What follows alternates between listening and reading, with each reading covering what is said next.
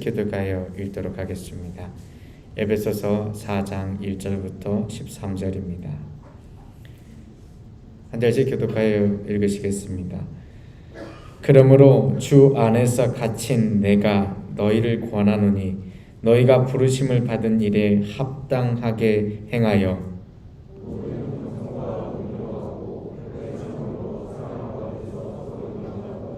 평안에 매는 줄로 성령이 하나 되게 하신 것을 힘써 지키라.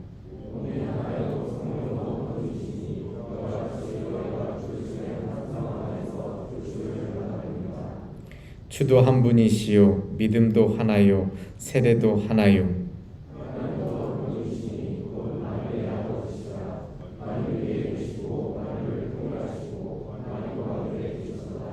우리 각 사람에게 그리스도의 선물의 분량대로 은혜를 주셨나니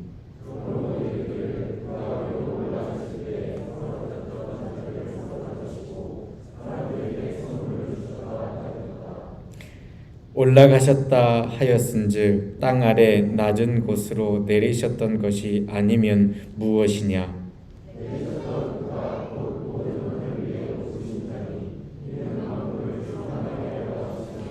그가 어떤 사람은 사도로 어떤 사람은 선지자로 어떤 사람은 복음 전하는 자로 어떤 사람은 목사와 교사로 삼으셨으니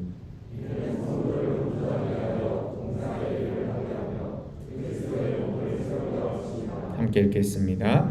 우리가 다 하나님의 아들을 믿는 것과 아는 일에 하나가 되어 온전한 사람을 이루어 그리스도의 장성한 분량이 충만한 데까지 이르리니. 아멘. 아멘. 감사합니다. 네. 오늘 주 안에서 이 예배를 통하여 성부 하나님, 성자 예수님, 성령 하나님의 귀한 믿음과 능력이 우리의 삶에 하나의 신앙으로서 주를 바라볼 수 있게 되기를 주의 이름으로 축원합니다. 오늘 말씀의 제목을 선물의 분량이라고 한번 적어보았습니다. 물론 본문 말씀에 나와 있는 어구에서 같이 찾아보았는데요. 제가 이 말씀을 이렇게 정한 이유는 과연 교회 생활 속에서 하나님이 원하시는 것이 무엇일까라는 질문을 해보았을 때 주님께서는 정말로 우리의 삶에 선물을 많이 주기를 원하시는구나 라는 생각을 먼저 하게 되었습니다. 여러분, 하나님의 복 받기를 원하십니까? 하나님께서 우리의 삶에 원하는 일들이 가득 채워지시면 하나님의 복이 넘칩니다.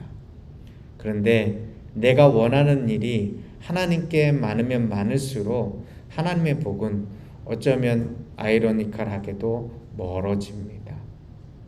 내가 주님께 원하는 일이 많으면 그것이 내 삶 속에서 응답되어지고 실제적으로 내가 받는 복처럼 느껴지는데 실제 신앙생활은 퇴보할 수 있다는 것입니다.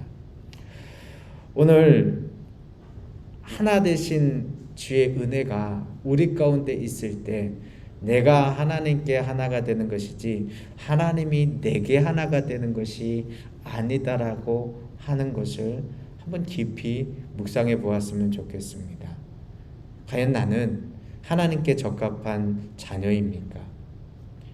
하나님이 원하시는 믿음의 자녀입니까?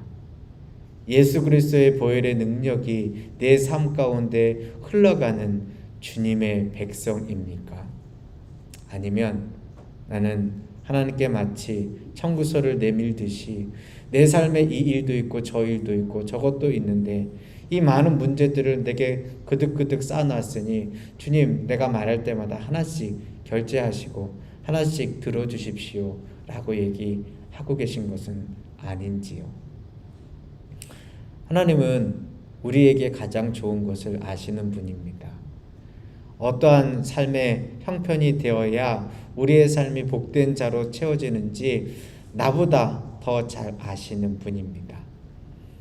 그러나 우리는 인생의 1분 1초 후에 일어날 일도 잘 모르면서 마치 내 인생은 내가 다 잘 알아 라고 생각하는 관점을 가지고 하나님 앞에 섭니다. 과연 옳을까요? 분명 옳은 것은 아닌데 내 마음속에 드는 것이 그래야 내가 마음이 편하다라고 생각합니다. 쉽게 얘기해서 내 고집대로 해야, 내 생각대로 해야 인생이 잘 풀리는 것 같다라고 하는 착각에 빠집니다. 그런데 3살짜리 아이에게 너 맘대로 살아봐, 너 맘대로 해봐 라고 하면 어떤 일이 발생할까요? 그 아이는 이리 넘어지고 저리 넘어질 겁니다.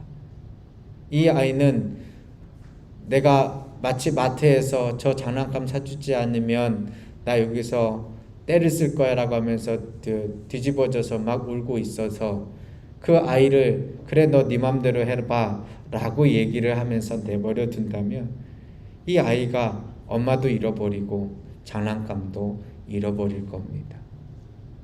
그러나 그 아이의 손을 잡는 엄마의 손에 훌쩍훌쩍 대면서 가고 싶지 않지만 억지로가 되었건 자발적이 되었건 엄마의 손에 이끌려서 그 자리를 나올 수 있으면 그 장난감보다 더 좋은 엄마가 그 옆에서 그 아이의 필요와 원하는 것들을 채워갈 겁니다. 사실은 이 아이는 그 아이의 조그만한 삶에 뭐가 다 필요한지 모릅니다. 그런데 엄마는 압니다. 아빠는 압니다. 그 부모의 자리 속에서는 이 아이에게 옷이 필요하면 옷을 사줄 테고 음식이 필요하면 음식을 먹여줄 테고 그리고 사랑이 필요하면 그 사랑으로 감싸줄 것입니다. 아이는 내가 원하지 않았지만 반듯하게 누워있는 방에서 그 침대 위에서 편안하게 잠을 잘 때 내가 원치도 않는 이것을 왜 주었냐라고 말할 수조차 없습니다. 그만한 지각과 그만한 인생살이 경험이 없기 때문에 그러합니다. 그럼 3살의 경험이 30살이 된다고 해서 달라질까요? 30살의 경험이 83세가 된다고 하여서 달라질까요? 80대가 넘은 할아버지가 되었다면, 할머니가 되었다면 난 인생 다 살아봤으니 인생은 이러하더라 라고 얘기하면서 우리의 아빠 하나님한테 나 다 살아봤는데 인생이 이러이러하니 이제는 내 뜻대로 하겠습니다 라고 말할 수 있을까요? 우리가 성경에 나와 있는 무드셀라를 보면 900세가 넘게 살아갑니다. 그 무드셀라가 끝나는 시대는 바로 노아의 홍수로 끝이 나는 겁니다. 성경 앞에 나와 있는 것들이 몇 세에 죽었더라라고 얘기하는 얘기들은 결국 노아의 시대 가운데 하나님께서 그 죄악이 관영한 세상 속에 리셋하시는 시간이지 결단코 그들의 수명이 전부 다 다했다라고 하는 시간이 아닐 수 있습니다. 그러나 100년을 산다 한들 200년을 산다 한들 그 인생을 다 안다라고 얘기할 수 없습니다. 왜냐하면 우리는 피조물이요 하나님의 형상으로 지음받았지만 하나님도 잘 모르면서 하나님도 의지하지 않으면서 내 삶의 내 인생을 알 수는 없는 것 아니겠습니까? 그래서 오늘 말씀 속에 하나님께서 만유 안에 하나가 되게 하시는 주의 은혜와 기쁨을 이야기하고 계십니다. 모든 것 가운데 존재하시는 하나님, 모든 자리 가운데 이끄시는 하나님, 세상의 섭리와 만물을 채우시는 하나님, 그 하나님에 대하여서 오늘 에베소 교회를 향하여서 쓰여 있는 사도 바울의 외침은 놀라운 것이었습니다. 왜냐하면 그는 오늘 4장 1절에 있는 것처럼 감옥에 갇혀 있습니다. 그가 자유롭게 이곳저곳을 돌아다니면서 그 로마의 도로를 따라서 그의 인생을 바쳐서 뭔가 하고 있을 때는 그나마 자기의 의지와 생각이 많이 작용을 했을 겁니다. 그런데요, 지금 감옥에 갇혀 있습니다. 감옥이라고 하는 것이 어떠한 것입니까? 우리 대부분의 사람들이 경험하지 않은 곳이지만 제일 중요한 것은 자유가 없는 곳이다라는 상식은 알고 있습니다. 내가 먹고 싶을 때 먹는 거 아니고 움직이고 싶을 때 움직이는 거 아니고, 말하고 싶을 때 말하는 거 아니고, 만나고 싶을 때 누군가를 만날 수 없는 곳이라는 겁니다. 인생에 있어서 저는 감옥을 마치 인큐베이터와 같이 아주 작은, 내가 내 마음대로 할 수 없는 그 인생이 헝클어져 있어서, 혹은 그 교정을 위하여서 다시금 인생을 재설계하는, 습관을 재설계하는, 모습을 재설계하는, 그것을 우리식의 표현으로 하자면 죗값을 치르는 그곳이 감옥이 아닙니까? 어떤 사람은 사회하고 영원히 분리되어야 한다라고 그의 목숨을 끊어가는 사형을 내리는 곳이기도 하고, 어떤 때는 무기징역으로서 수백 년의 시간 동안 그 자리에 있어야 된다라고 얘기하기도 하고, 짧은 것은 단 하루를 살고 나오더라도 그곳에서는 아무것도 할 수 없는 그 자리 아닙니까? 그런데 그 사도 바울이 그렇게 제한되고 아무것도 할 수 없는 그 모습 가운데서 지금 만유 안에 통일된 하나님의 모습에 대하여 이야기를 하고 있습니다.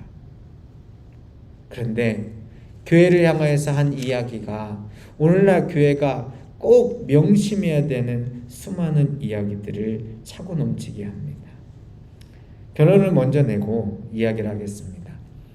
주님의 선물의 분량, 그리스도께서 우리에게 선물을 주십니다. 그런데 내가 기대하는 선물이 아니라 내 인생 가운데 하나님을 알게 하는, 하나님을 믿게 하는, 하나님의 뜻대로 행하게 하는 주님의 선물은요, 우리의 삶 속에 이렇게 되어야 합니다. 우리 13절 말씀 다시 한번 읽겠습니다. 13절 읽겠습니다. 시작.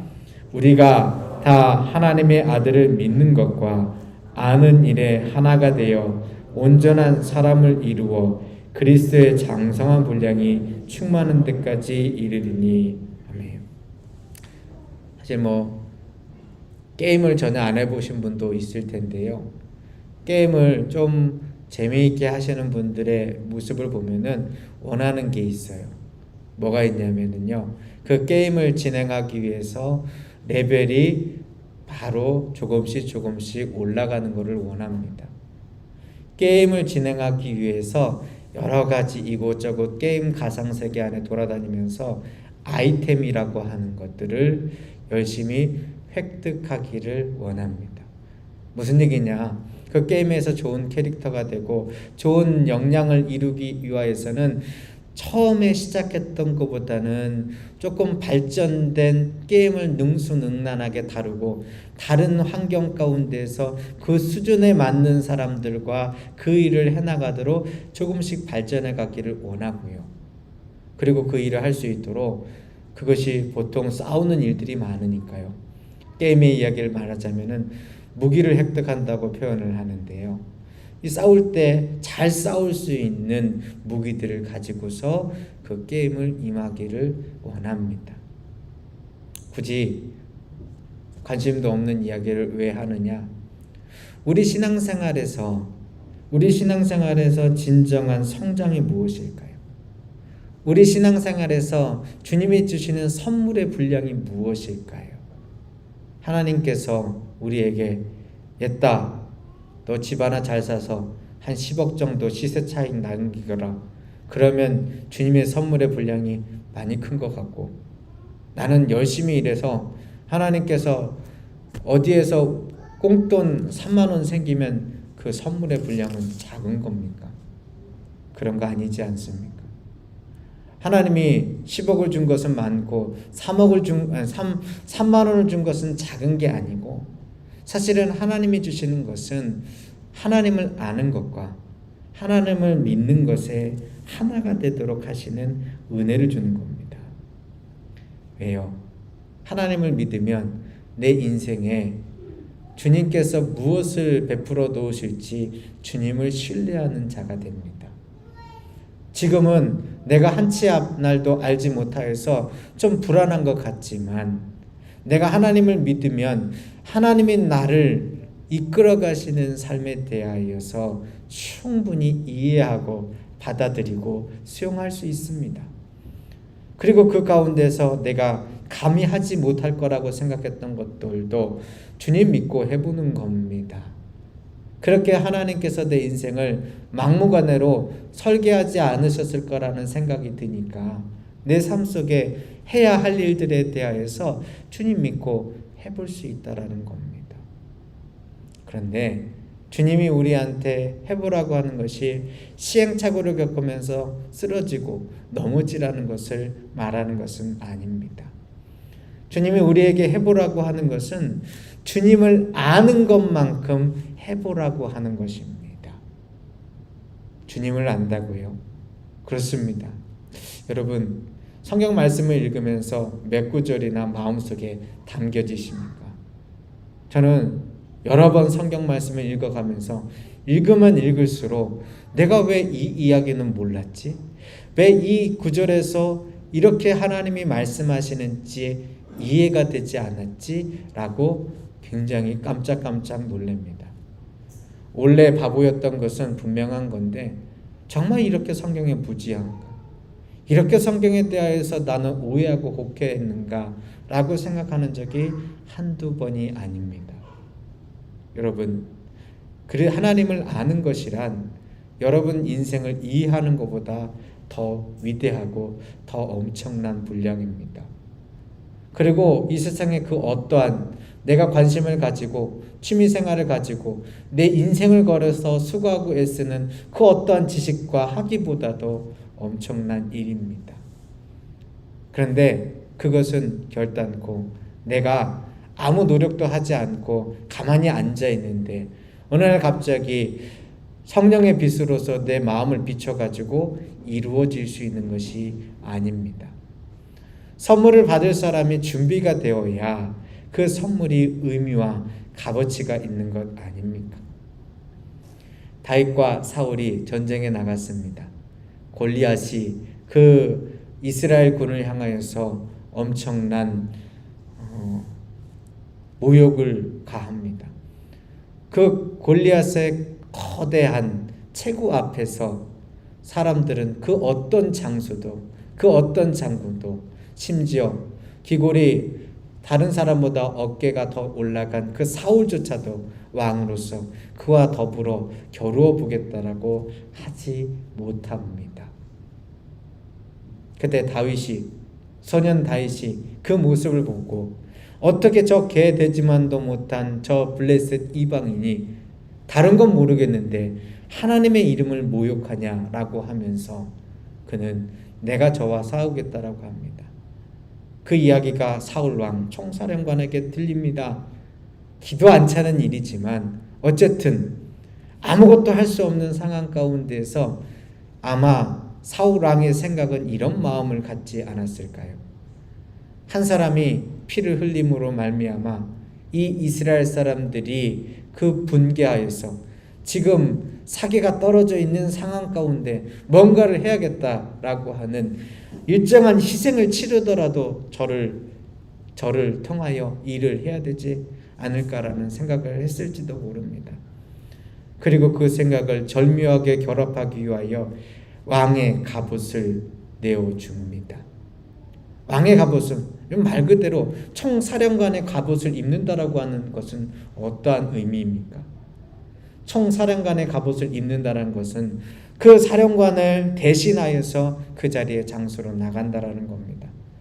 이 싸움은 불에 보나 마나 질 것이 분명하지만 최소한 왕의 갑옷이 쓰러지는 그 순간 사람들의 마음속에서는 분노의 마음은 가득 찰 것입니다.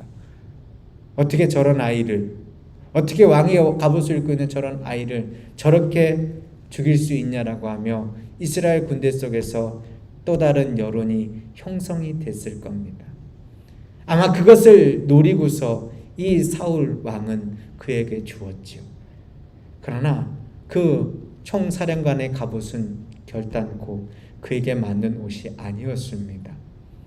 입어서 움직일 수도 없었고 부자연스러웠습니다. 그 옷을 입음으로 말미암아 사울과 하나 된 모습으로 그 자리에 나아갈 수 있었지만 그에게는 그것이 거추장스러운 갑옷이었고 그리고 사람들에게도 들려지지 않는 시기와 질투의 모습이었을 겁니다. 그때 그는 그 갑옷을 벗고 그냥 혈혈단신으로 그곳으로 달려갑니다. 그에게 있는 것은 꼬질한 그냥 평소에 입었던 그 양떼를 치며 입었던 작은 목동의 옷. 그 손에 들려져 있는 것은 작은 물맷돌. 하지만 그 물맷돌은 그의 평생에 있어서 단련하고 실전 경험이 있었던 그러한 물맷돌이었습니다. 흔히들 돌멩이를 던지면 얼마나 사람이 상처를 입을까라고 생각을 하지만 사실 당시에는 맷돌을 돌려가지고 그래서 그것을 통하여서 여러 사람들을 살상무기로 쓸만한 것이었습니다. 다윗이 썼던 것은 다름 아닌 늑대와 승냥이를 쫓아내던 거였습니다.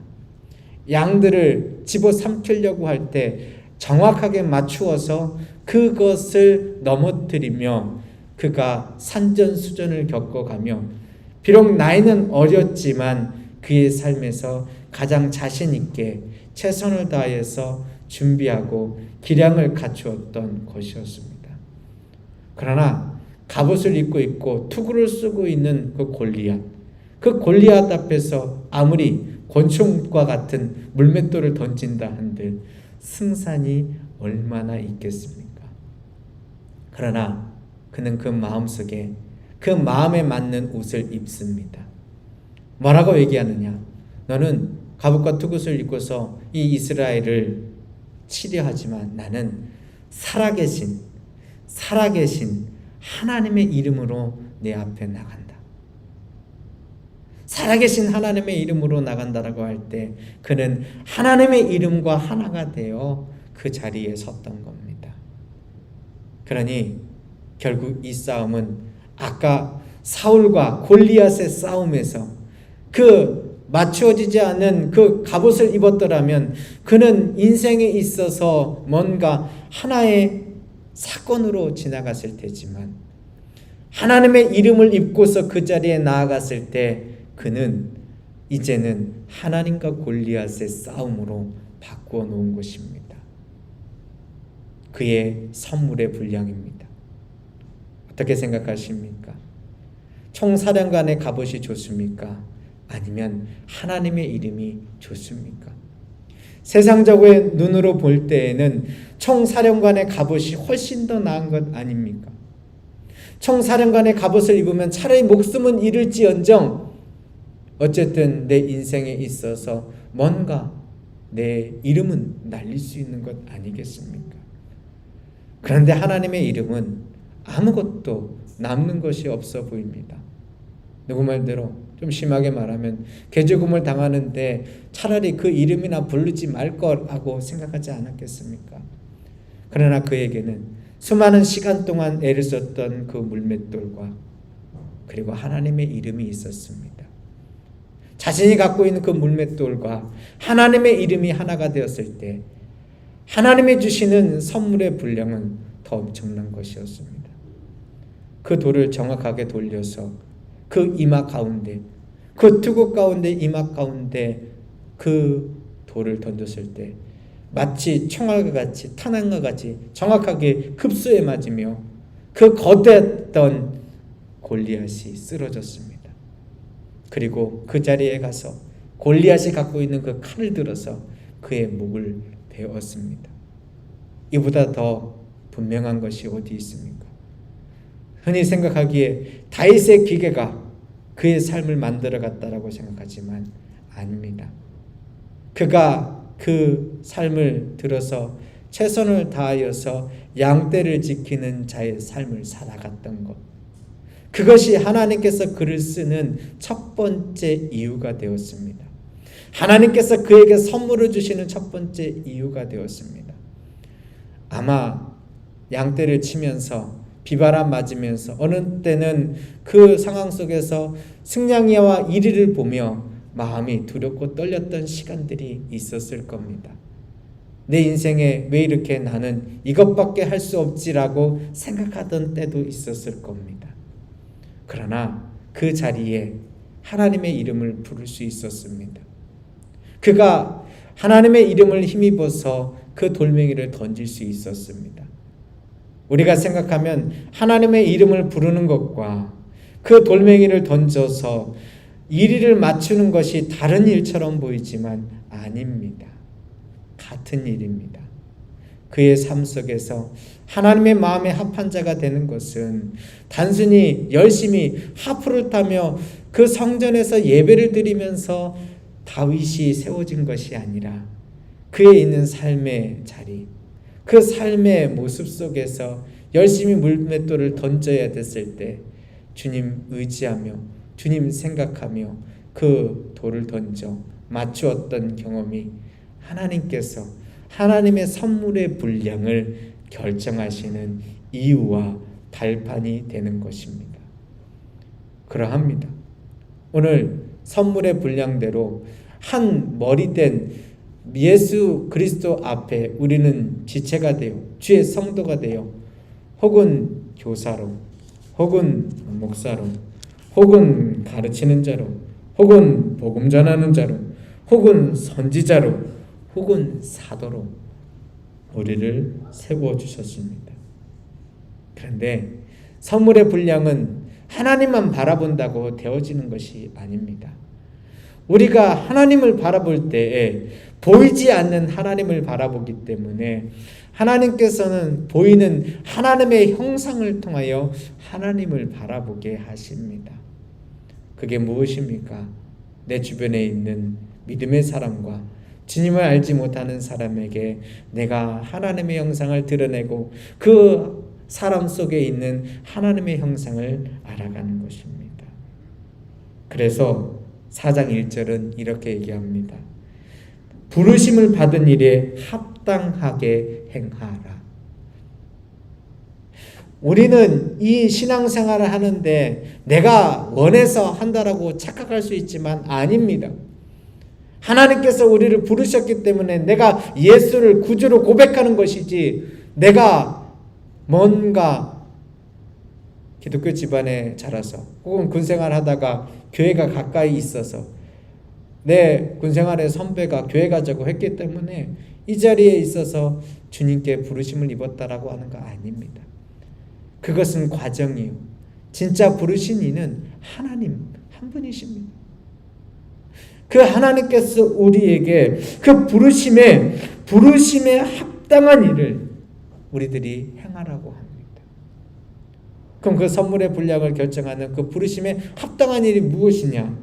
우리 2절과 3절 말씀 한번 읽겠습니다. 2절 3절 읽겠습니다. 시작. 모든 겸손과 온유로 하고 오래 참음으로 사랑 가운데서 서로 용납하고 평안에 매는 줄로 성령이 하나 되게 하신 것을 힘써 지키라. 가장 먼저는 예수님께서 우리에게 가르쳐 주신 대로 예수님이 하나님 안에 있고 우리도 예수님 안에 있음을 아는 겁니다. 그것을 알게 하는 것이 성령이 하나 되게 매는 줄입니다.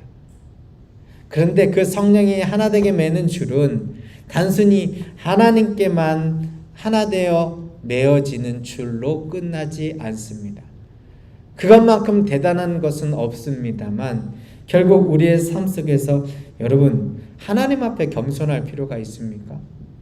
하나님 앞에 온유할 필요가 있습니까? 하나님 앞에 오래 참아서 서로를 용납할 필요가 있습니까? 아니죠. 이것은 하나님 앞에 서 있는 것이 아니라 이 하나가 매는 줄은 우리 인생을 살아가면서 내가 오늘 만나는 가장 가까운 사람, 가족, 부부, 자녀, 친구, 동기부터 시작하여서 내가 영향을 맺히는 자리 속에서 하나님께서 하게 하시는 것입니다. 이 하나가 되는 게 얼마나 중요하냐? 오늘 4절부터 6절까지 이 하나가 되는 이야기만 하고 있습니다. 한번 읽어보실까요? 4절부터 6절까지 한번 읽겠습니다. 시작. 몸이 하나요 성령도 한 분이시니 이와 같이 너희가 부르심의 한 소망 안에서 부르심을 받았느니라. 주도 한 분이시요 믿음도 하나요 세례도 하나요 하나님도 한 분이시니 곧 만유의 아버지시라. 만유 위에 계시고 만유를 통일하시고 만유 위에 계시도다. 아멘. 여러분, 이렇게 하나가 되게 만드신다는 거 여러분 머릿속의 관념으로 이해하고 넘어가지 마십시오. 성삼위 하나님께서 한 분 하나님으로 우리에게 사역을 동역하며 주의 일을 했듯이 오늘 이 땅 가운데 살아가는 우리가 하나님과 하나 되고 하나 된 하나님의 마음속에서 우리의 삶에 서로 용납하고 용서하며 인내와 겸손과 온유로 삶을 만들어가는 것, 이것이 주께서 주시는 은혜입니다. 자, 은혜를 어떻게 주셨느냐? 7절 말씀에 얘기하고 있네요. 여기까지만 읽어보겠습니다. 7절 읽겠습니다. 시작. 우리 각 사람에게 그리스도의 선물의 분량대로 은혜를 주셨나니. 분명히 우리는 하나된 사람입니다. 하나된 주님 앞에 만유 안에 통일된 주의 은혜와 기쁨을 쫓아서 지금 이 자리에 서 있는 자입니다. 그런데 각 사람에게 주의 은혜를 주신답니다. 각 사람에게 주님이 원하시는 일을 베푸신다는 겁니다. 다양하게 우리의 삶을 만드시고 주님께서 다양하게 사역들을 감당하게 하신답니다. 우리들이 생각하는 바가 다 다르듯이 주님이 주시는 은혜도 다 다를 수 있답니다. 그런데 다 다르게 주시는 그것이 다른 것을 가지고 다르게 주시는 것이 아니라 그리스도의 선물의 분량대로 주신다라고 합니다. 그럼 물어보겠습니다. 예수님께서는 더 좋아하는 사람이 있고 덜 좋아하는 사람이 있습니까? 없지 않습니까? 조금 더 잘하면 주님은 더 좋아하시고 조금 잘 못하면 덜 좋아하시는 사람이 있습니까? 일반적으로 사람이 선물을 주는 것은 내가 좋아하는 사람에게, 각별한 사람에게 더 분량을 줄 수도 있겠습니다. 그러나 예수님께서 우리에게 주신 것은 영생의 선물, 나를 위하여 십자가에 달려 죽으신, 그래서 나를 구속하신, 구원하신 그 사랑과 그 은혜의 선물이고, 이 선물은 온 인류에게 동일한 하나님의 영생 선물입니다.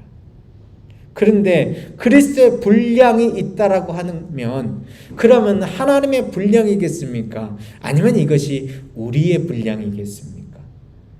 하는 말씀을 묵상하면서 이것은 나의 분량이구나. 내가 얼마나 하나님 앞에서 주님의 주시는 선물은 이만큼 있는데 이것을 받아들일 수 있느냐, 이것을 감당할 수 있느냐에 따라서 주님이 주시는 분량이 많거나 작을 수 있겠구나. 주님이 주시는 주의 선물의 분량이 깊거나 얕을 수 있겠구나 라는 생각을 하게 된 겁니다. 그렇습니다. 우리는 주님 그리스도까지, 예수 그리스도까지 자라가야 합니다. 그런데 내가 하나님을 믿는 것과 내가 하나님을 아는 것에 여러분 하나가 되십니까? 아니면 나는 내가 원하는 자리 속에 하나님을 믿는 것은 좀 무대포로 믿고 싶지만 하나님을 아는 것은, 하나님의 마음을 아는 것은, 하나님의 말씀대로 순종하는 것은, 하나님의 말씀이 우리의 삶 가운데 내리는 것은 나는 하나가 되고 싶기보다는 그냥 지식으로만 알고 싶어하는 것은 아닙니까? 고면을 드리겠습니다. 예수 그리스도의 선물의 분량을 많이 받기로 작정하십시오. 예수 그리스도의 선물의 분량이 각자의 하는 일들은 다를지라도 정말로 많아지기를 기대하십시오. 그리고 그 그리스도의 선물의 분량이 많아지려면 나는 예수 그리스도를 잘 알아야 합니다. 주님께 잘 물어야 합니다. 주님을 신뢰하는 것만큼, 주님께서 내 인생에 이만한 복을 주시기를 바래라고 그 주님을 신뢰하는 것만큼 최소한 예수 그리스도를 알으셔야 합니다. 그렇게 주님을 알아야 우리들이 신앙생활이 잘할 수 있습니다. 기도하시겠습니다. 주님 감사합니다. 주님이 주시는 선물의 분량을 감당할 믿음의 백성이 되게 하여 주시옵소서. 주님께서 우리에게 서로 용납하며 그리스도의 형상을 온전히 회복되어져 가도록 우리의 삶을 이끌어 가실 때 감사합니다 하며 아멘으로 화답하게 하여 주시옵소서. 주께 감사드리오며 예수님의 이름으로 기도드립니다. 아멘.